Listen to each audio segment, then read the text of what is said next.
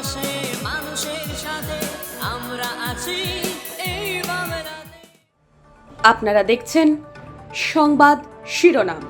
দেখলেন তো অনেক কিছু, এবার দেখুন নতুন কিছু। রাত পোহালেই রথযাত্রা উৎসব। পুরীর অনুকরণে তৈরি হচ্ছে জগন্নাথ মন্দির সমুদ্র সৈকত দীঘাতে। এবছর উদ্বোধন করার কথা হলেও তা করা যাচ্ছে না বিভিন্ন কারণে। সে কারণে আগামী বছর দীঘার জগন্নাথ মন্দির থেকে রথযাত্রা শুরু হবে। তাই এই বছর শুধুমাত্র দীঘার পুরনো জগন্নাথ মন্দির থেকে রথ টানা হবে দীঘার এলাকা জুড়ে।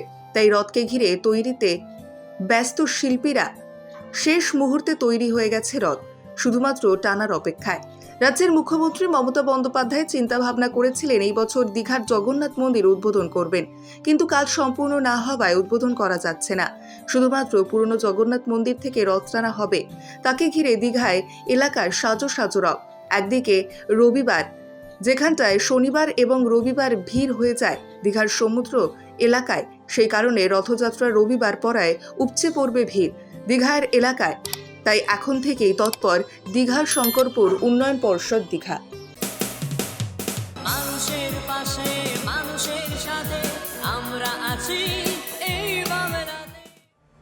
আপনারা দেখছেন সংবাদ শিরোনাম। দেখলেন তো অনেক কিছু, এবার দেখুন নতুন কিছু।